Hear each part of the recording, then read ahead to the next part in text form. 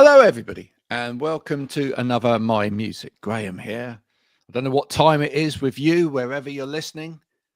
Good afternoon, good morning to you. I hope you're having a wonderful time. I'm going to be speaking to Maria Marr in a minute about her life in music and what a wonderful bit of sunshine she has coming through her window panes for anyone that can't see. Because you're driving down the M25 at the moment. We will be back speaking to her straight after this. Keep on, don't stop.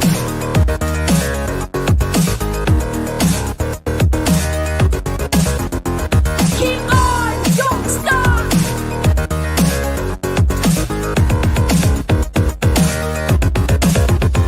Keep on, don't stop.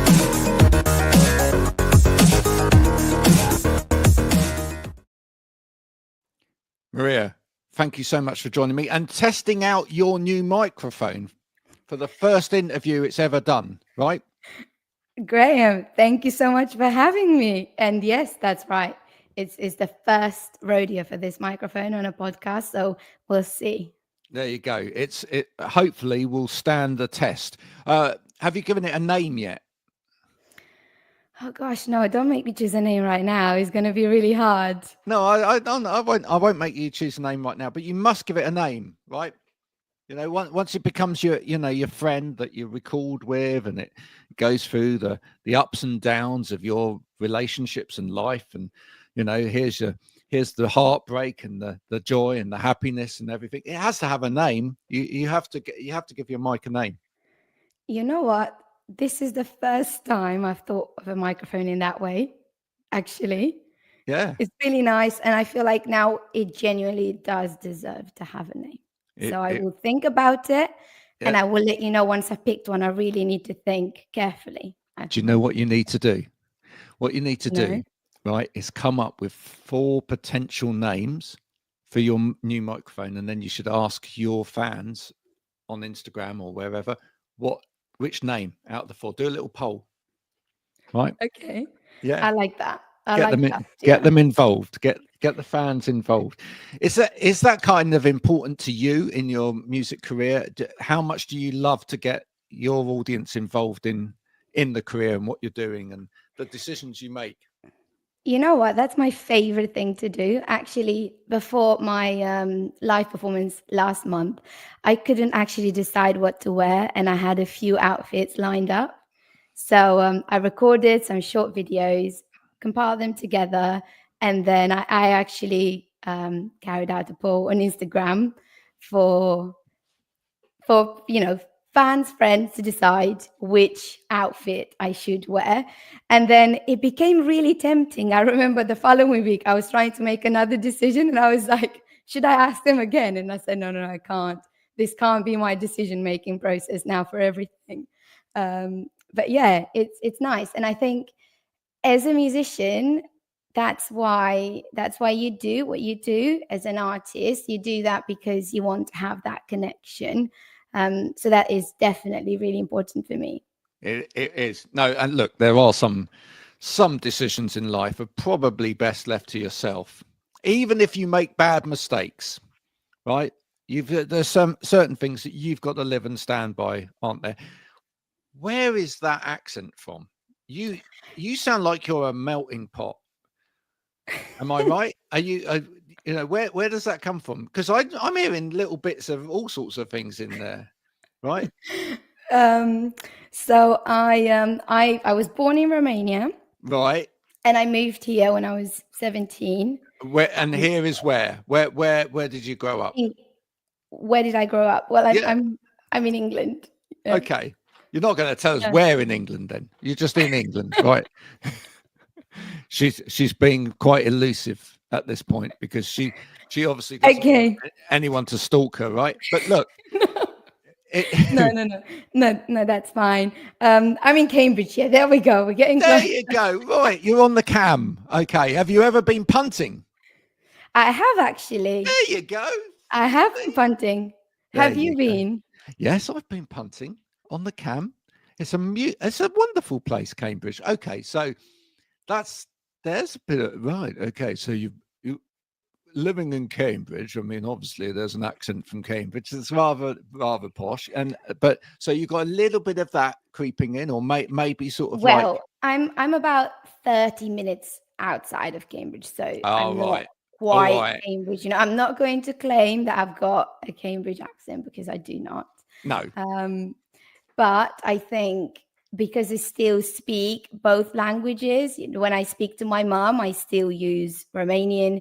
When I speak to my daughter, sometimes I'll still use Romanian. So I Wow. guess the accent will never go because I'm continuing to use two languages. And yeah, I also speak Spanish. I'm quite passionate about languages, actually. So I Yeah. guess my accent is a little bit of anything you want it to be. But when I was younger, actually, I played Maria in West Side Story in this sixth form school production, and the Spanish accent really came easily. Yeah. to me. It sounds like you could perhaps do a few accents. Yeah. Could you actually? I'll tell you what. Could you actually like slip into a bit of Cockney? I bet you could. I couldn't. No, you I could. no. I bet I, you could. I've just got a confession. I'm actually quite bad with regional accents. Are I you? can't. Yeah, I don't. I suppose if I listen to somebody, I can maybe copy a phrase. Yeah. But I can't actually, off the back of my head, go. I'm going to do this in this way. Okay. So maybe that's something I need to study and get better at. Well, who knows? Who knows? Listen. Growing up, you know, when you're a singer and you're growing up, you try and copy people. Did you try and copy anyone? Did you try and imitate anybody when you were growing up and learning to sing? So I guess that growing up in Romania, I was singing quite a lot of songs in English, some songs in Spanish, some songs in French as well. There were some artists Showing that off I now. like. Yeah. Okay. Sorry, I would just say that we are big on languages actually in Romania in school. It's quite a big thing learning lots of languages. So I guess that's where it comes from. But I would actually listen to original songs and yes, try to get as close as I could to those interpretations and performances. Okay. Not in the sense of copying, but I guess when that's not your natural language, you know, you're trying to make sure you're saying the words correctly and Yeah.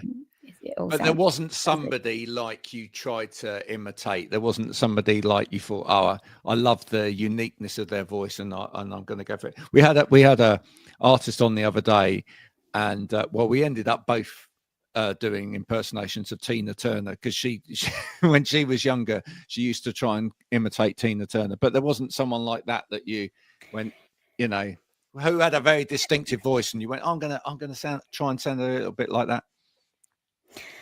No, I mean I did sing some Tina Turner's Did you? Okay. songs. Yes. Yeah. Okay. Proud Mary, definitely a favorite. Yeah.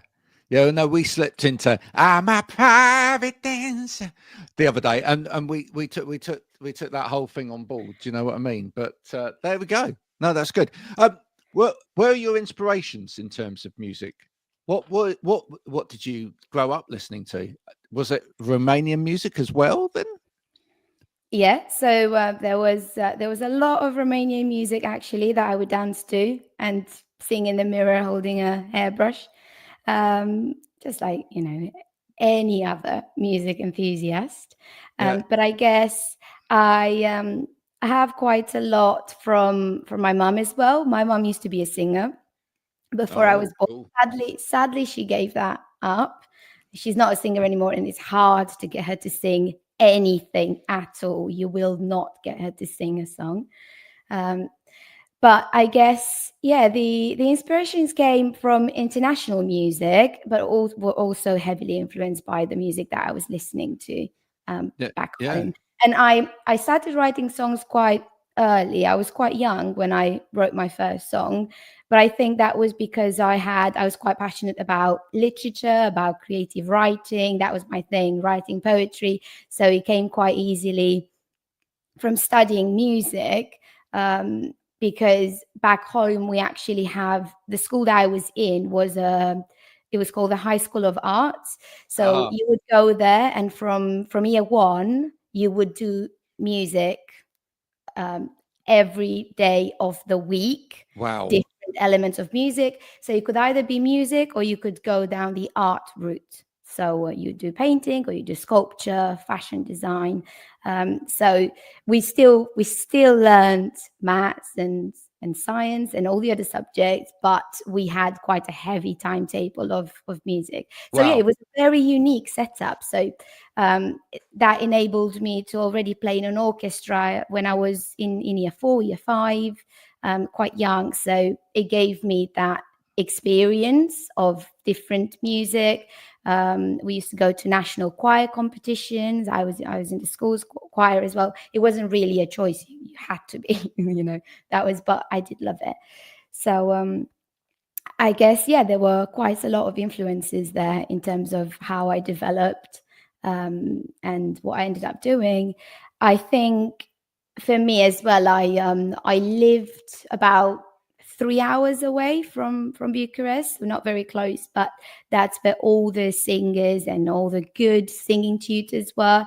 So I used to actually travel for 6 hours once every couple Wow. of weeks. I would go for my lessons, and then I would travel for 6 hours to have a 1.5 hour lesson.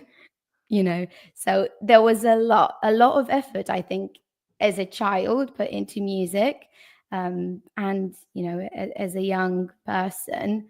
So I guess that is what keeps me going when I have moments when I doubt myself. That Because gave you a sort of resilience and a determination, and you, that's kind of like, embedded in you now, and it's brilliant. It sounds like you went to like High School Musical, but in Romania. That yeah, kind of, yes. I mean, it was quite heavy, It was quite yeah, heavy on yeah. everything to do with Were you music, but ever it on was the maths great. team as well as? Do you know what I mean? Bit like a bit like High School Musical. Were you a geek as well as an So, artsy person? okay, I'm really glad you asked me this question because so my thing was creative writing. So I used to go to Ah, national competitions, where I would sit down. It was a 3 hour test, if you like. You would be given a topic and you had to write something creative within that time frame, and that would be then judged against other people's writing. And that was my thing. So I started doing that when I was in year 3, and then just kept going. And I remember going to my teacher because my best friend was really good at maths, and I really genuinely liked maths. mm. And I remember going to my teacher and saying, well, I would like to try some maths competitions as well, if I could. Um, and she said to me, well, you just don't have that spark for maths. And but I still think I'm good at maths. But no, I didn't actually go to maths competitions, but I did go to creative writing competitions. Or maybe somewhere in your career later on, or whatever. What you need to do is prove that you're great at maths. And maybe, I don't know. Do you remember like when Kate Bush wrote that song about pie, and she literally just sung pie? Perhaps you could do that later on. You know what I I mean? don't, I don't feel like it's that big of a passion, No, that but you never know. It might come round later on in life. Things change, don't they, as you get older? maybe, maybe one thing they told us on the first day of university, I remember, keep Yeah, your eyes open. You never know. You never know where an opportunity comes. So, yeah. Now, uh, listen. You mentioned earlier you've got a daughter, right? How old's your daughter? so she's actually going to be 3 next month. Oh, a cute age, 3. Wow. Yeah, I'm beyond all of that. Like our youngest now is 9, and the oldest is 23, and we got 5. So there's like, yeah, yeah. Everybody's eyes Wow. always do that, right? When they say that, they always go, "Oh." And I don't know. It's somewhere between a look of like, that's amazing, and complete terror, right? Well, I think it comes from having one child and seeing how hard it is. So Right. I guess, I don't know. Maybe Yeah, someone I should should give write. you an award or something. I I don't should know. no, I should just write a book on it one day, about the trials and tribulations and the beautifulness of having so many children. But I was speaking about this earlier this week with another artist, that actually I don't think that parenthood within musicians gets celebrated enough. Would you agree with that as well? Like, we don't necessarily celebrate the fact that so many musicians are parents. It's almost like, people want to kind of push that bit over there, and it's like, and I think it's wonderful that so many musicians are parents, and actually it should be celebrated a bit more. How do you feel about that? So there are two things that I'm going to say. The first one is when I became a mom, it was quite tough for the first couple of years finding my feet, knowing what it was going to be like.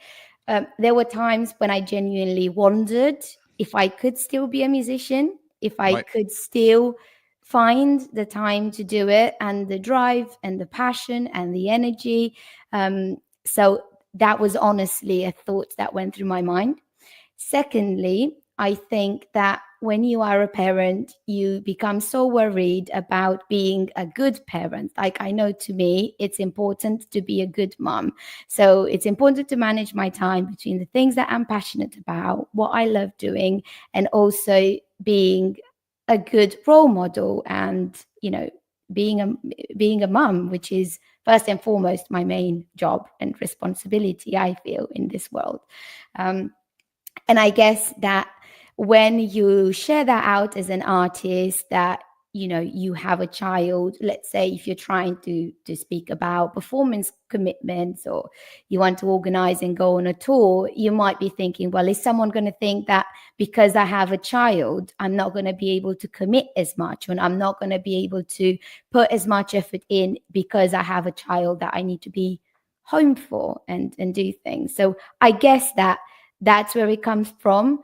And I'm not saying that I sort of plaster my social media with photos of my daughter and videos and things that we do, but it is very important to highlight that I am still a mum, and I celebrate that. So at the weekend, most of the times, the things that I post will be things that I do with her, and where we go, and if she's starting to have a passion for music, because she will go, and if she finds my mic stand, in the house, she'll go and stand there and start making sounds and say that she's singing. She's recording a song. She just says to me, I'm just recording a song. And I guess it's really nice for me to know that she sees me as somebody who sings and as somebody who is creative and embracing music. Yeah, I think it's so important, you know.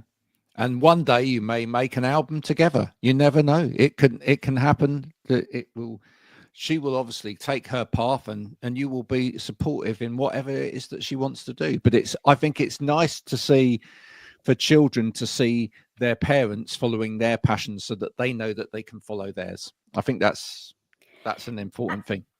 And don't get me wrong, I would genuinely like her to embrace music, because I know developmentally for a child's brain is so important. Studying a musical instrument, we know that it's proven that it helps in your development and in the way that you learn as you go through life. So that is important, and I would like her to do it. However, I am not going to dictate or encourage her if that's not a passion of hers, and if that's not something that she wants to do. I don't think she should do it just because I love it. There might be Yeah. something completely different. At the moment, she loves Dr. Roleplay a lot, so she's Dr. Sienna everywhere. I love that. But I think one of the great things is that not only do we have more parental role models in music as well, but we also have more parental role models kind of in the supportive aspects of the industry as well. I mean, you recently you've been on radio stations and things like that as well, and you're seeing more sort of DJ mums as well, aren't you? And I think that's great, right? For a start, let's have more programs where like everybody takes their kid along. I'd love to hear that. I'm sure you'd love to be able to do that. What's the need for a creche? Just like take the kids on there. It's great. We are kind of becoming, if we do it more, we become more acceptive of that in society. And I think, we started to really see that over the COVID period as well, where everybody went online, had to go online, right? And where, for example, even in like boring business meetings that used to be really dull and professional, like we started to see people were taking their kids there. Well, the kids were home. They couldn't escape it or whatever. And we had all of those funny things on TV where like someone was on the news and then like someone was trying to pull the kid out of shot in the background. But there were people that showed us great examples at the same time there, and went, actually, let's let the kid in and sit them on my knee, and that, let's just continue to talk. And I think that's important. But I think that's part of life, and I think it's part of that transparency. And it might be that when you are performing, whether you're a radio presenter or you're a musician, it might be that there's a certain persona that you want to portray, you want that to shine through more. But I think that there's that level of authenticity that you still need to maintain. And there are things like your children, they are there. You can't just deny that they exist. But equally, they shouldn't stop you from chasing your dreams and doing what you want. If anything, I feel more motivated now because I feel that I genuinely have somebody who's looking up to me and thinking, my mummy works hard. She does, this is what she does. And I like seeing her do it. And, I listen to her songs and we share that as well. Is she starting to become your stiffest critic as well? Because children do that. She might be a little bit on the young side at the moment for that, but it will certainly happen. Are you prepared for that? That as you get a little bit older as well, like your children start telling you? But I think it's a good thing, right? Because your children, unlike anybody else around you, will tell you straight that they don't like it. And I've had quite a number of musicians that have come through here that have said, actually, it's the most useful thing. Because like people, people, especially around musicians, sometimes get a bit sycophantic. They go like, oh, everything you do is marvelous. Whereas children will go, Dad, Mum, that was rubbish. Absolutely rubbish. And it's good though. It's good that you get that kind of feedback, and it challenges you to perhaps be even better at what you do. I think that there's something to be said about learning how to take on that feedback and accept it. At the moment, I'm loving the phase that I'm in, because at the moment my hair looks like Elsa's, or Rapunzel's. So I'll sit there, getting ready in the morning, and she'll just come out with something. Mummy, you look so beautiful. And I'm thinking, it's just so nice. You're making me melt. But yes, I do know what you mean. I am preparing for that time, and I will definitely receive that criticism in a positive way when it does come. Yeah, and ultimately they will still continue to love you, whatever it is, which is good. What are you writing about for people that haven't cottoned onto your music yet, but are about to listen to it after this show, because they're now going to? All right, because we're sending people around if they don't. Tell the audience what sort of things are you writing about, and has sort of like the journey of your life in the last few years, has that influenced what you're writing about quite a lot? So I almost feel like, in terms of my songwriting, if I think about it as like a history timeline, there's before being a mom and there's after becoming a mom. There were things in my life that really had a big impact. So some of the songs that have written are a link to that. So like my song What I Missed in Class is a reflection of growing up and thinking about the lessons that they didn't teach you in school, and things that you had to learn by making mistakes, by getting hurt, by being upset, by suffering, all of those things. There's my song Hear Me Somehow, which talks about my experience at the X Factor when I was 18. So that's a really really raw performance because it's just filled with those emotions and how I felt during that experience.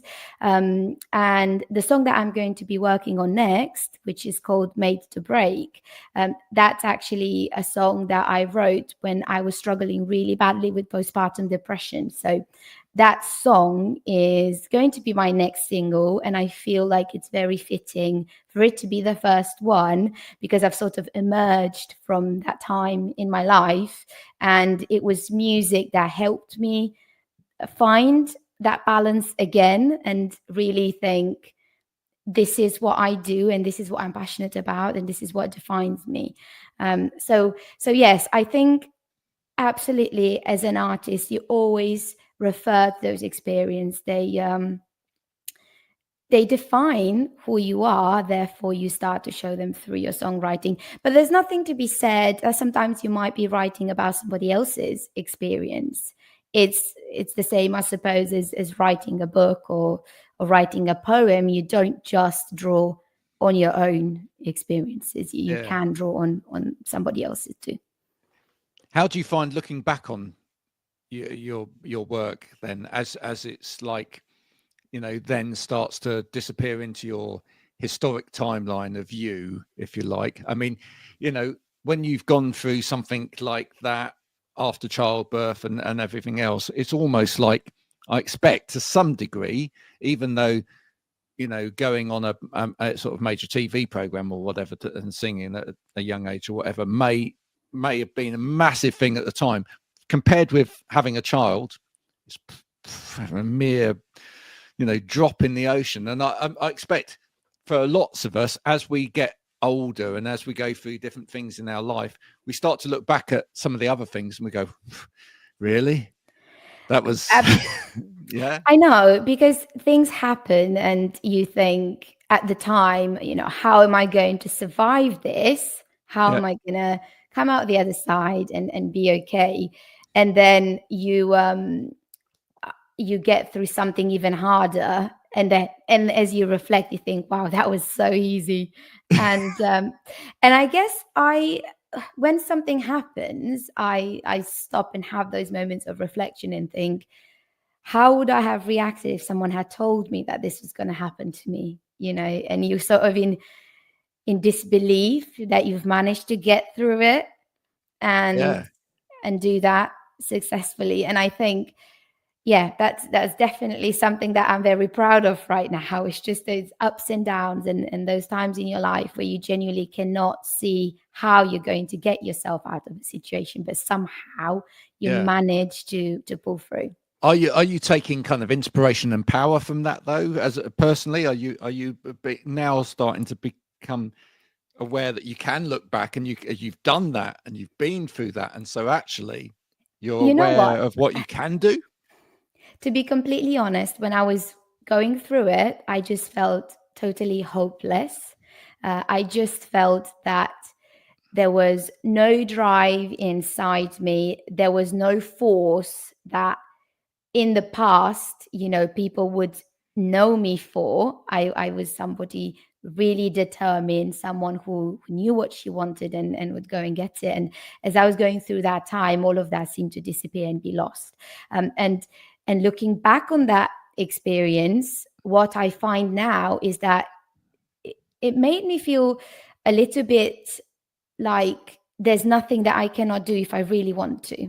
If I made it through that, it taught me that you can have times in life where you feel really low, really down. So actually make your life count.